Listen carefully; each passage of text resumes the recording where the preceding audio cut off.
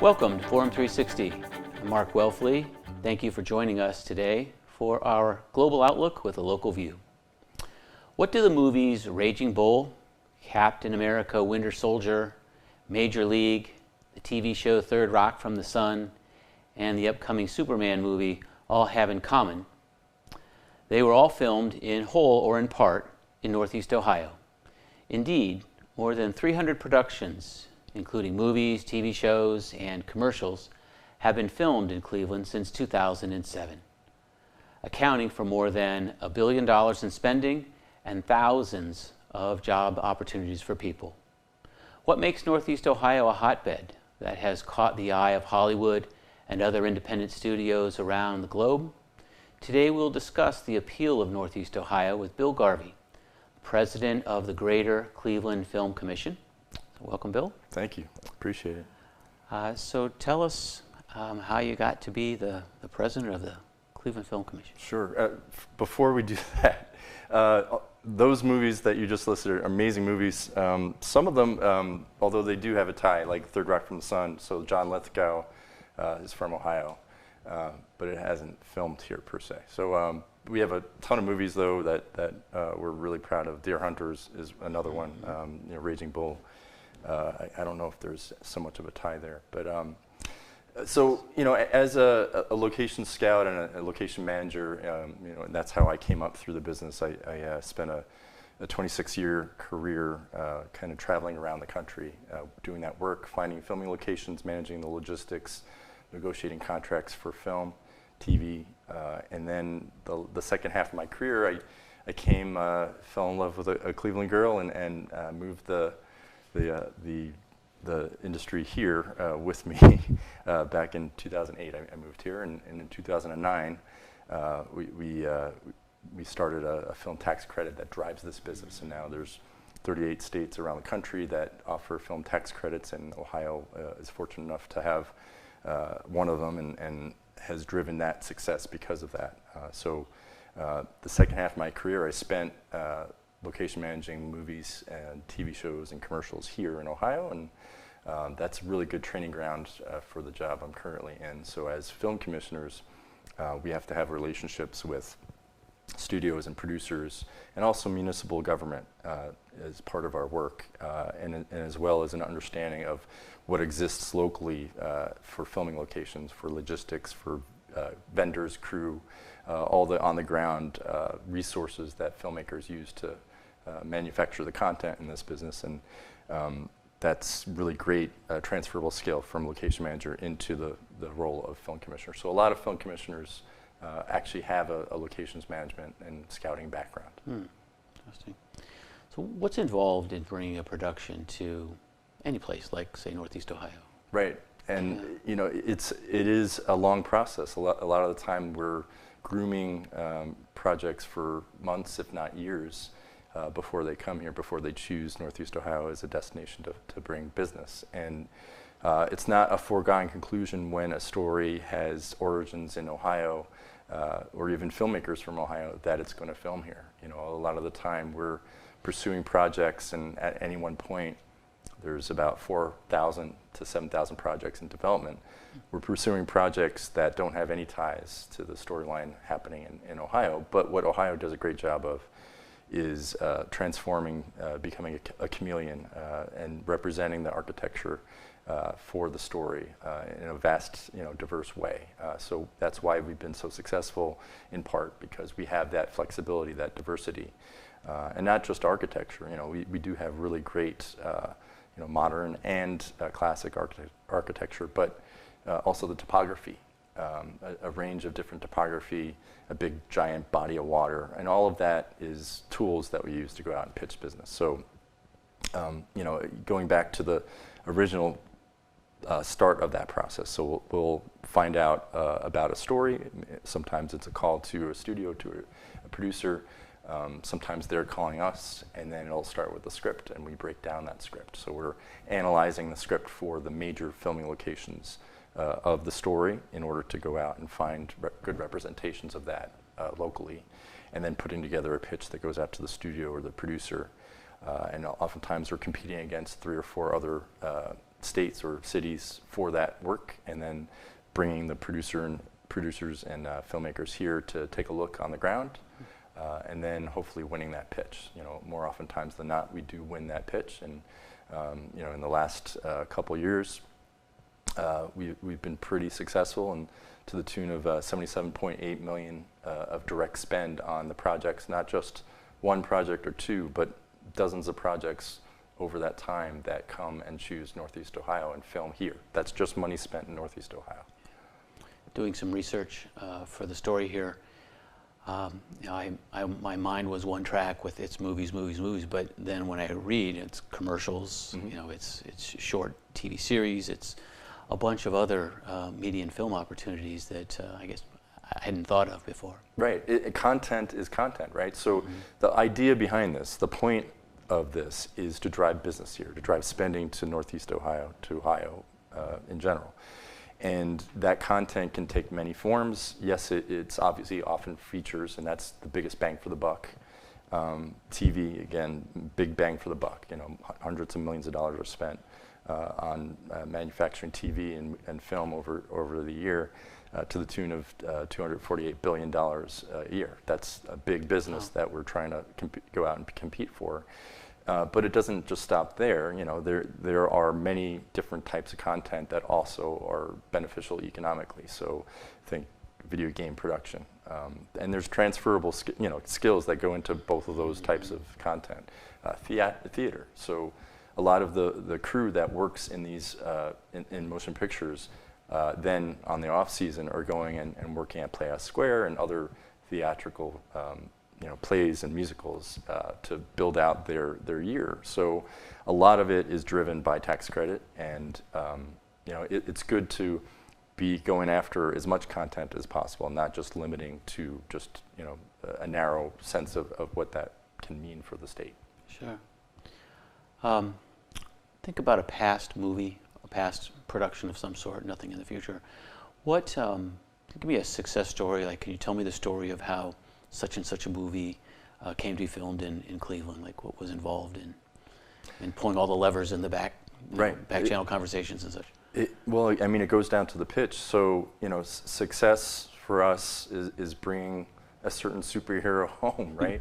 And that, again, it goes back to it's not a foregone conclusion that those ties matter. Ultimately, what matters most is the visuals and what makes sense financially for the production. And so being able to win a bid to bring something, an IP home that was invented in Cleveland is a major achievement and something we're very proud of, but it was not a foregone conclusion. And so, when we go out and pitch these projects, we're often pitching against markets that are a bigger player in this business. And so when we are competing against other states that have more robust tax credits, often we have to be better at customer service, be better at aesthetics and visuals in order to win those bids. So that's something we're very proud of, to bring a superhero home. That look, there was multiple Superman movies made before this one, and then they didn't film here, and finally we brought it home. So, I mean, success story, right? So that's an obvious highlight. However, there's many of those. They're just not getting the attention because of the content. So our success for us is building a robust and sustainable industry here. Both big and small, and that's not just studio work, but also small independent movies, local filmmakers, and we try to help this industry grow across the board. It's not just focused on studio projects, and because of that, I think we're building a really good, engaged community that all is working towards one goal, and that's building a stronger industry, a more successful industry locally, and helping filmmakers grow from the Cleveland sense of it too, building home talent.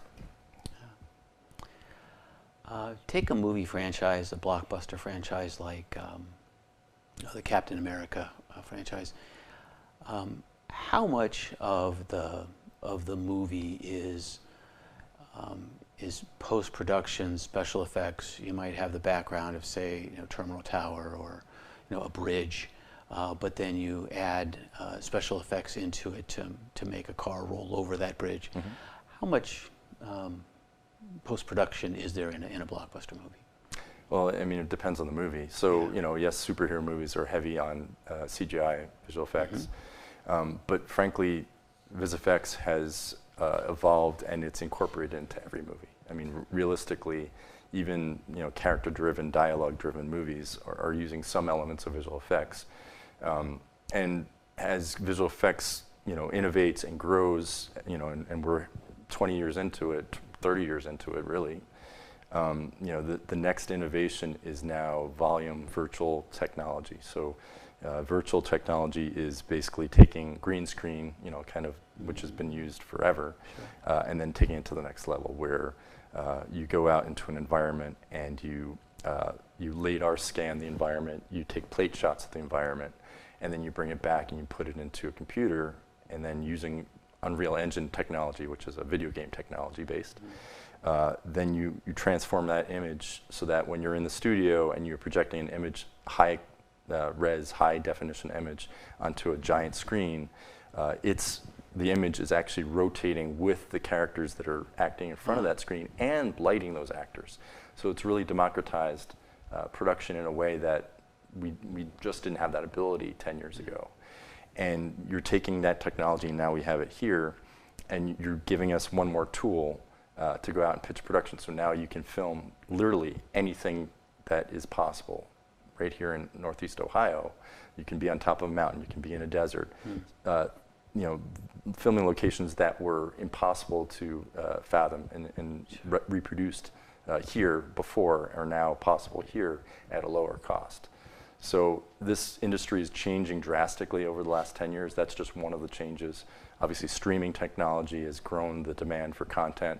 So all of this is happening at the same time, and this is a new 21st century technology that now we're competing for this business and bringing this business to Northeast Ohio. So when you ask, all right, how much is CGI technology? Well, it's in everything. That's just the way that we make movies now. And I think it's kind of gone to the next level.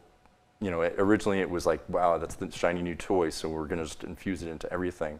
But now it's less blatant. It's more subtle, and it's enabled filmmakers to have tools that they never had before to tell better stories. So it's a really good innovation that is growing our ability to draw a new demand for content because the quality level of storytelling has gone up. If you're just joining us, thank you for listening and for watching. We are talking about the film industry in Northeast Ohio, and I'm here with Bill Garvey, president of the Greater Cleveland Film Commission. So for those watching who are interested in getting into film, whether it's an extra or a camera person or some of the special effects, what opportunities are there when films come to town for these people to be involved? That's the thing, right? So this industry hires hundreds of people on each one of these projects, and they're not just coming to a place to bring in everybody. So the whole point of this is to employ local folks in these jobs, and these are high-paying careers. They come with a pension, they come with health care, and frankly, they're double the median starting salary for the state of Ohio, and that's in 80% of the jobs in the movie business. So how do you get those jobs? So this is still one of those old school apprenticeship type industries where you can learn with some skills training. Luckily, we have some really great educational institutions here that are training towards those skills. CIA has just opened a brand new facility to train towards virtual production, towards all the visual effects jobs, the graphic design jobs that are innovating in this industry right now. Tri-C Film Academy is doing some amazing work building movies. They actually film movies that go out into the world, they go to film festival circuit, and they do it with department heads that are working professionals. So they're teaching the kids exactly how it's done in the real world. And then Cleveland State Cleveland State's obviously doing a great job educating on a 4-year degree basis on these skills, and they're doing it with that in mind, that it's not just, the goal of director is great, and you can attain that if you like, but it's also teaching towards all the other career jobs in this business in crew that are expanding, and they're here. And the whole point is to provide a pipeline into those careers. And then on top of that, we partner with them, of course. Mm-hmm. But then we've built out our own workforce training programs, a robust number of them, obviously working on the business of film side of it, trying to train towards the scheduling and budgeting and paperwork understanding of this business that drives every single job in the business, and then other specialty workshops that we offer as well. So a lot of it, we try to offer it for free. We're not for profit. We have to raise the money to do all the stuff that we do. But we know that without the people going into this business does not work. And so we've really done a great job of building out over years now a robust array of workforce training programs to kind of connect everybody to these jobs. Yeah, and if I hear a movie is coming to town, is there a place I can go to say, hey, can I be an extra? Where do I go? I know your site has a lot of opportunities on it. Would that be an ideal spot? Yeah, and the idea behind the Film Commission is that we're the marketplace, we're the hub of information. So we try to be that go-between to connect everybody. And so when filmmakers come here and they're looking for resources, they're sourcing out of our database of crew, our database of vendors, our database of filming locations, our training. And crew, same thing, register, and it's all free. We provide this service for free. So these are real resources, right? And education resources. On top of the training, the in-person training that we do, we also try to be a source of online training that crew can, at their leisure, take advantage of. And there's a lot of them out there. So we try to basically centralize it, all these various sources throughout the internet, try to put it in one spot so it's easy to grab and take advantage of. Yeah. So much change in media and social media. Put your looking glasses on. Like in 10 years, where is what we know as the film industry? Where's that going to be? Well, it's hard to predict, right? I mean, there's a lot of change going on right now. But one thing we do know is that the appetite for content in any form is not going anywhere, right? So, sometimes it's YouTube videos, or sometimes it's, YouTube has actually taken a bigger chunk out of viewership than anything. There's 20% of the viewership are going towards YouTube. But streaming has obviously transformed this industry, and that is not going anywhere. And so what is great for us is the demand drives this. And whatever type of content is being produced, it doesn't really matter to us as long as it's being produced here. Mm-hmm. And the central themes and skill sets involved in all that type of production are all basically the same thing. So whether it's long form, short form content, doesn't really matter. It's the jobs that matter. It's the spending that matters, and that's what we kind of drive towards. So if there's a producer or a director that has put some content out on YouTube that you really like, and this producer seems to have some gravitas, is that an opportunity for you to go and talk to that particular person and see if there's opportunities? Or I guess, how do you grapple with promising videos and producers that you find on YouTube? How do you incorporate them into your... So we're not a production company, so we're not going out and trying to acquire content. What we're kind of the after that content is being developed, right? So when a studio goes to American Film Market and then acquires a script, or if a director, an independent director is crowdsourced funding or gotten investors to invest in their project, sure, that's where we get involved. So we're kind of, all right, the money's in place, now what? Right? And then we go out and we try to pitch and bring that project here, or if it's local, then we try to help the person that is now set to go into pre-production for their movie and make a great film. Yeah. Thanks for that. The off air, you were mentioning that you have a photographic type mind of all the different... I said Rolodex. Photograph. I'm a little. I don't know about photographic memory, but of all the locations. And so, when a director, when you see a script, perhaps, can you in your mind picture, well, this, Euclid Beach and and maybe Hill Farm might all be good opportunities, and will those directors come in and hop in the back seat of your car or in the front seat, and you drive them around and you walk the sets? Yeah, it's that scenes? simple. Yeah, it's when I see a script coming across my desk, and Mike Went, my production coordinator, we tag team these things. We're instantly thinking of what we've come across in the past that represents what we see on the page. And yes, and Hale Farm, great example, because that is such a gem, a resource that we have here that has been played a part in many films. Is that right? Yeah, it has. But the history of this industry in Ohio is really, really unique. I mean, we were in this business in Ohio before any thought of Hollywood ever existed.